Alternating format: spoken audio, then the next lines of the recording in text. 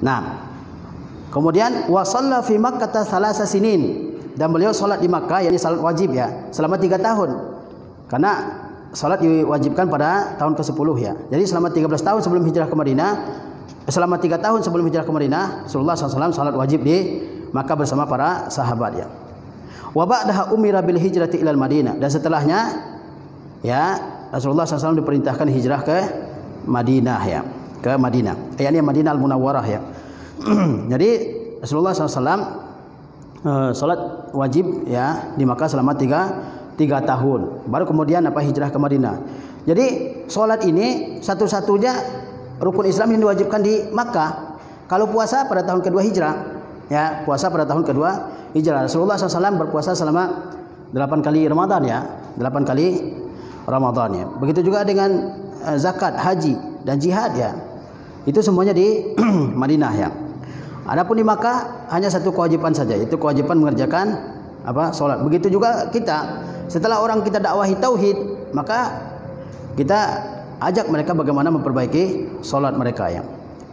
Ajak mereka agar jangan sampai pernah meninggalkan salat 5 waktu dalam keadaan apapun ya, dalam keadaan apapun. Sekalipun dalam keadaan sangat malas, jangan pernah meninggalkan salat 5 waktu ya.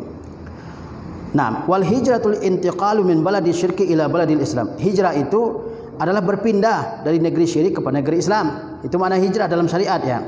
Jadi kalau kita pindah dari kampung kita ke sini misalnya, bukan hijrah ya.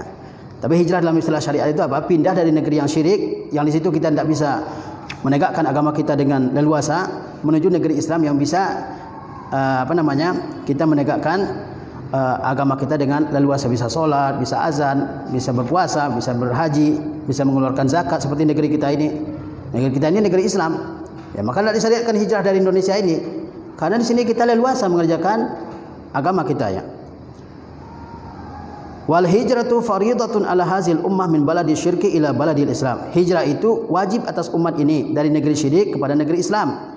Wa hiya baqiyatun ila an taqumas saah, dan dia tetap ada sampai terjadinya kiamat ya. Ya, dan hijrah ini tetap ada sampai terjadinya kiamat ya. Jadi wajib bagi orang Islam untuk untuk hijrah dari negeri kafir kepada negeri Islam kalau memungkinkan, dan di negeri kafir tersebut dia tidak leluasa untuk menegakkan solat, dia tidak dibolehkan solat misalnya, tidak dibolehkan berpuasa, ya dia dipaksa memakan makanan yang haram misalnya, tidak boleh anak dan istrinya memakai hijab misalnya, dan seterusnya ya. Artinya dia tidak leluasa, dan ada negeri tempat dia hijrah yang lebih baik, yang di situ dia bisa menegakkan agamanya dengan benar ya, maka dia wajib hijrah ke negeri tersebut ya. Dan hijrah itu ada sampai hari kiamat. Nah, Adapun sabda Rasulullah SAW, la hijrata ba'dal fathi, tidak ada hijrah setelah Fathu Makkah, yaitu maksudnya adalah tidak ada hijrah ke Makkah setelah penaklukan kota Makkah, karena Makkah sudah menjadi negeri Islam. Oleh sebab itu ulama mengatakan bahwa Makkah itu sampai akhir zaman adalah negeri Islam, karena tidak ada lagi hijrah ke tidak ada lagi hijrah setelah penaklukan kota Makkah ya. Itu hijrah ke Makkah.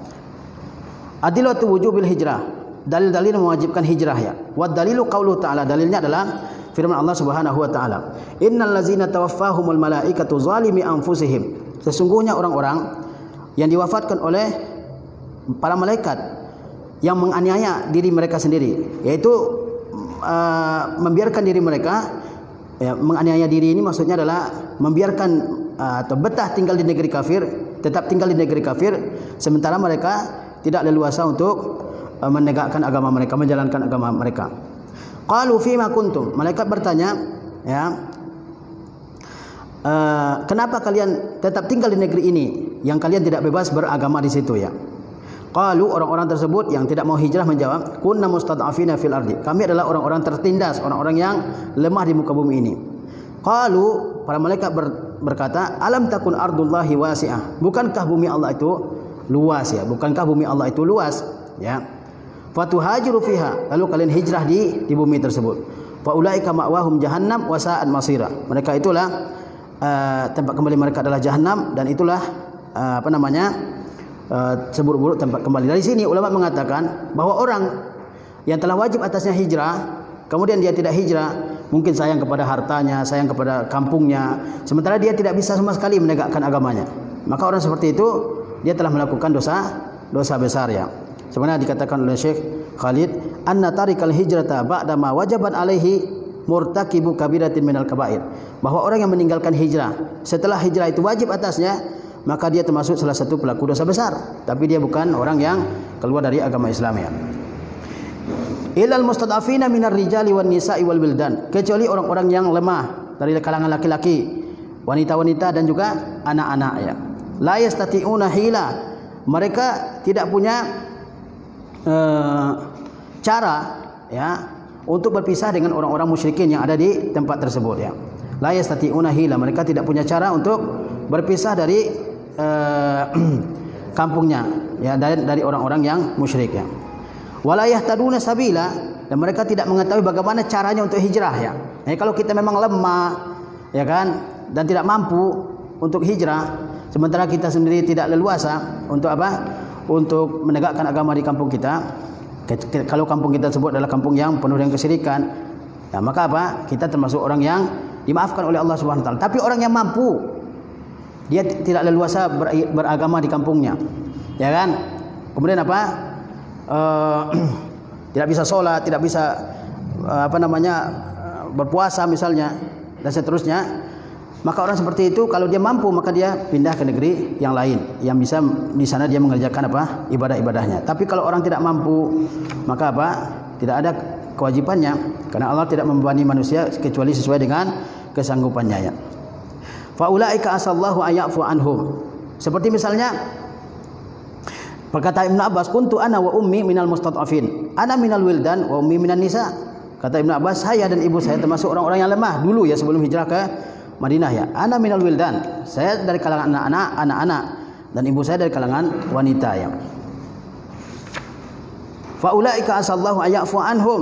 Mereka itulah orang-orang yang mudah-mudahan Allah memaafkan mereka. Asa apabila berasal dari Allah, asa itu artinya mudah-mudahan. Kalau Allah yang mengatakan disandarkan kepada Allah seperti fa ulaika asallahu ayyafu anhum, dan mereka itulah yang mudah-mudahan Allah memaafkan mereka. Kalau asa disandarkan kepada Allah, itu maknanya adalah pasti ya. Pasti Allah akan mengampuni mereka. Wa kana Allahu afuwan ghafura. Dan Allah itu Maha Pengampun lagi Maha Penyayangnya. Wa qauluhu ta'ala, dan firman Allah Subhanahu wa taala, ya ibadiyallazina amanu inna ardi wasi'atun fa iyaya fa'budun. Wahai hamba-hambaku yang beriman, sesungguhnya bumiku itu luas, maka hendaklah kepadaku saja kalian beribadah ya. Ini menunjukkan bahwa orang yang tidak sanggup, orang yang tidak mau berhijrah dari negerinya, sementara dia tidak leluasa menjalankan agamanya di negeri tersebut, maka dia bukan orang yang keluar dari Islam. Karena Allah memanggil mereka dengan sebutan hambaku, hambaku yang beriman, hambaku yang beriman ya. Dia melakukan dosa besar, tetapi dia tidak keluar dari agama Islam ya. Nah, qala al-Baghawi rahimahullah, al-Baghawi yaitu siapa? Abu Muhammad Husain ibnu Mas'ud al-Baghawi, salah seorang imam ahlu sunnah yang menulis kitab Tafsirul Baghawi, Ma'alimut Tanzil. Kata al-Imam al-Baghawi rahimahullah, sababu nuzuli hazil ayah fil muslimin alladzina bi Makkah lam yuhajiru nadahumullah bismil iman. Sebab turunnya ayat ini adalah mengenai orang-orang muslim yang tinggal di Makkah dan mereka tidak hijrah.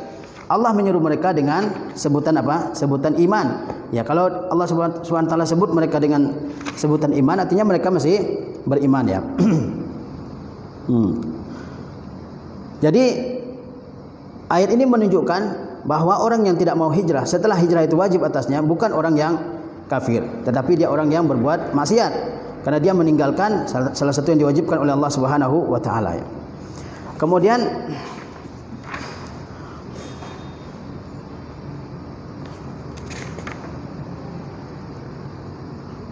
wad dalilu 'alal hijrati minas sunnah, dalil tentang wajibnya hijrah dari sunnah yaitu sabda Rasulullah sallallahu alaihi wasallam, la tanqati'ul hijratu hatta tanqati'at taubatu. Hijrah tidak akan terputus sampai taubat itu terputus. Wala tanqati'ut taubatu hatta tatlu asy-syamsu min maghribiha. Dan taubat tidak akan terputus hingga matahari terbit di barat. Artinya apa? Hijrah itu tidak akan terputus sampai matahari terbit di barat, artinya sampai dekat akan kiamat ya. Jadi hijrah itu berlaku, tidak hanya di masa Rasulullah SAW. Para anbiya juga hijrah, ya kan? Nabi Ibrahim, Nabi Musa, dan yang lainnya, semuanya hijrah ya. Itu juga Nabi kita Muhammad sallallahu alaihi wasallam. Nah, jadi hijrah tidak akan terputus sampai terputusnya taubat. Dan taubat tidak terputus kecuali ketika matahari terbit di barat, yaitu terkala terjadi kiamat, ya kan?